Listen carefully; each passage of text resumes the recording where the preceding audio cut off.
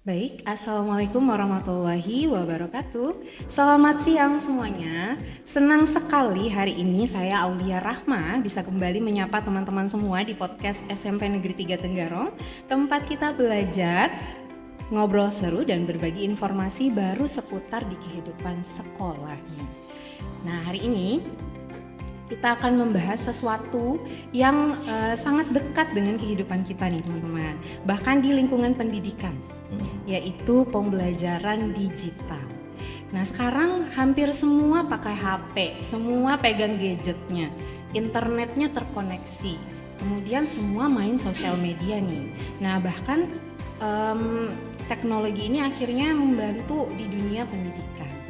Nah, sudah hadir di tengah kita hari ini Bapak Sultani dari SMP 7 Pasir Blengkong. Betul, Pak ya. Nah, Kabupaten Pasir.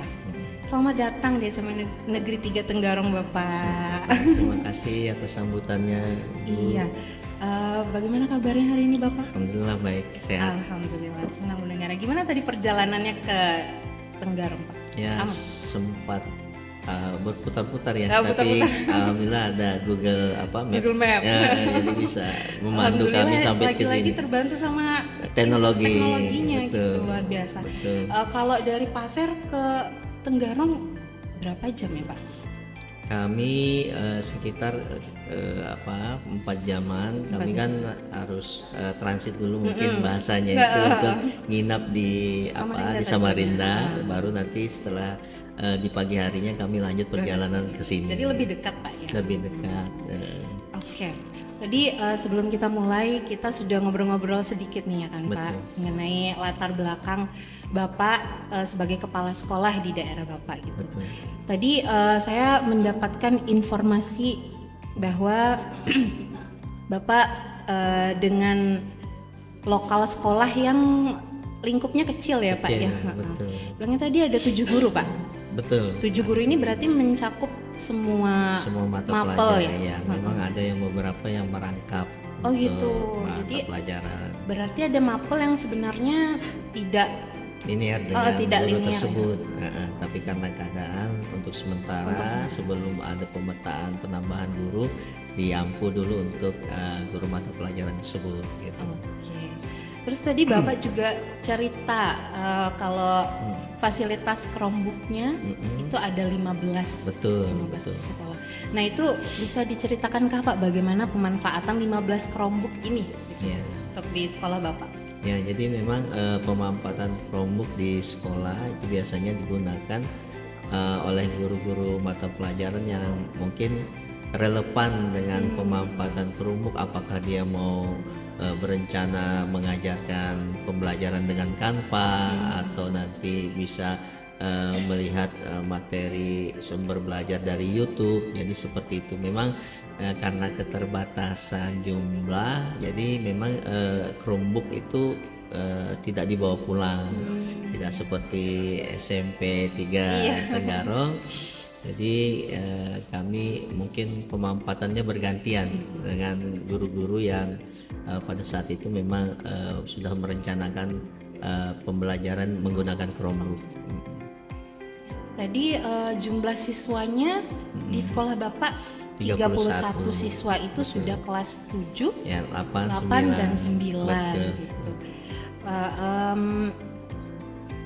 Gimana perasaan Bapak dengan kondisi sekolah di tempat Bapak? Kemudian hari ini datang langsung berkunjung ke SMP 3. Kira-kira apa nih perbedaan yang Bapak rasakan gitu setelah melihat langsung ke sekolah kami hari ini? Terus terang kami merasa senang, rombongan kami diterima dengan baik oleh guru-guru, kepala sekolah SMP 3 Tenggarong ya. Dan tentu saja kami juga merasa terinspirasi dengan pembelajaran-pembelajaran yang ada di sekolah ini terkait bagaimana pemanfaatan teknologi khususnya Chromebook, dan itu juga menjadi inspirasi kami yang akan kami bawa pulang nanti di tempat kami masing-masing, dan juga mungkin menjadi tantangan kami untuk lebih memaksimalkan pemanfaatan Chromebook untuk pembelajaran di sekolah kami. seperti itu. Alhamdulillah ya Pak, berarti Ya. adalah hal-hal positif yang nanti akan dibawa Ada pulang banyak, gitu ya. banyak, banyak. Gitu. Tadi kan kita bicara tentang latar belakang sekolah Bapak gitu, kemudian tanggapan Bapak ketika berkunjung ke sini. Nah kalau mohon maaf Bapak sebelum jadi kepala sekolah, Bapak mengajar juga? Ya, saya mengajar Mata pelajaran di apa, Bapak? mata pelajaran bahasa Inggris. Oh bahasa Inggris. Nah berarti memang guru juga gitu kan Guru Pak ya. juga. Jadi kalau sebagai guru kemudian sekarang sudah menjadi kepala sekolah, Bapak melihat sebenarnya apa sih makna dari pemanfaatan digitalisasi ini di dunia pendidikan kita tuh sebenarnya makna yang sebenarnya tuh apa gitu? Karena banyak sekali orang macam-macam bahasanya, e-learning, virtual, semua gitu kan. Tapi mungkin orang hanya sering dengar aja, tapi makna sebenarnya tuh apa kalau dari sudut pandang Bapak? Kalau dari sudut pandang saya, pemanfaatan teknologi ini kan untuk memberi kemudahan gitu ya, Mbak ya. Bagaimana murid bisa menggunakan sumber-sumber pembelajaran yang ada di teknologi tersebut. Kalau selama ini kan mungkin gaya-gaya dulu itu kita hanya berpaku pada sumber belajar yaitu guru itu tersebut. Sementara ilmu berkembang, teknologi berkembang, banyak hal-hal baru yang mungkin tidak didapat dari guru tersebut tapi bisa didapat dari pemanfaatan teknologi, bisa di YouTube, bisa bagaimana anak-anak membuat satu tampilan paparan menarik menggunakan Canva, kemudian bagaimana guru mengelola manajemen kelas menggunakan Google Classroom. Jadi betul-betul dengan adanya teknologi ini membantu percepatan proses pembelajaran dan juga hasil untuk perbaikan kompetensi murid tersebut. Berarti anak-anak di sekolah Bapak sudah kalau presentasi segala apa gitu memang menggunakan Chromebook juga sebagian mata pelajaran. Sebagian mata pelajaran sudah menggunakan Chromebook, tapi memang karena keterbatasan jumlah, jadi ya harus bergantian. Makanya saya juga mengenalkan kepada guru-guru, ayo Bapak Ibu guru mengajarlah menggunakan pendekatan teknologi. Jangan hanya misalnya membuka buku, mencatat dan sebagainya. Gunakanlah proyektor, gunakanlah PowerPoint atau Canva untuk bisa memberikan pemahaman kepada murid lebih sehingga mereka lebih luas lagi sehingga mereka juga merasa tertarik, kemudian merasa interaksinya lebih aktif, semangat. Makanya saya bilang sayang kalau misalnya kita sudah difasilitasi pemerintah, apalagi sekarang ada IFT interactive plate itu kan, smart TV, kalau kita tidak menggunakan maka sayang sekali. Yang dirugikan sebenarnya muridnya kita kan.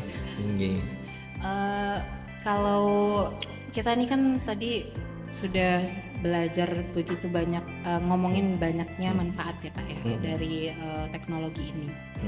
Tapi kadang saya sendiri nih Pak sebagai guru gitu kan kadang berpikiran saking apakah mungkin gitu suatu saat nanti itu saking hebatnya teknologi ini bisa menggeser posisi guru ini gitu. Kalau dari Bapak kira-kira gimana dengan pemikiran itu? Kalau saya lihat sih teknologi ini hanya sebagai alat saja. Alat aja. Ya, untuk memudahkan guru untuk mentransfer ilmu. Bagaimana membentuk karakter, kemudian adanya 7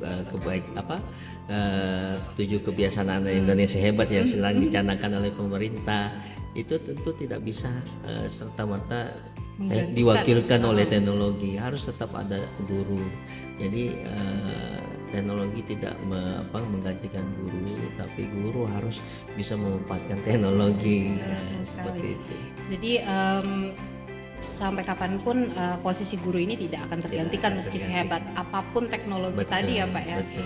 Yang ada kita harus memanfaatkannya aja, lebih positif, belajar terus, jangan sampai pemikiran-pemikiran tadi akhirnya membuat kita mungkin nanti Jadi nggak mau belajar lagi atau Ya, bagaimana gitu ya? termasuk pemanfaatan ChatGPT itu kan. Iya, Jangan betul. sampai anak-anak itu percaya 100% dengan apa yang hasil dari ChatGPT. Jadi memang peran guru untuk memberikan pengertian bahwa harus ada filter untuk informasi-informasi yang diberikan oleh platform-platform seperti ChatGPT tersebut gitu ya. Jadi tetap harus ada pendampingan dari Pendampingan dari gurunya ya, supaya jangan ada komunikasi. komunikasi Mispemahaman juga miskonsepsi gitu kan. juga. Oke, mungkin itu saja Pak Terima pertanyaan kasih. yang bisa saya sampaikan. Mudah-mudahan dari podcast kita hari ini membawa banyak dampak positif tentunya untuk teman-teman nanti yang menonton juga, untuk kita sendiri juga. Dari obrolan kita mungkin ada ilmu baru yang juga Betul. kita dapatkan. Mudah-mudahan nanti bisa bermanfaat untuk teman-teman di Kabupaten Pasir juga. Terima kasih Bapak sudah mau berpartisipasi di waktu yang singkat Sama-sama, ini. Mbak Ulia. Mudah-mudahan Bapak sehat selalu. Amin. Teman-teman di sana juga sehat. Titip salam untuk teman-teman di SMP 7 Pasir Blengkong.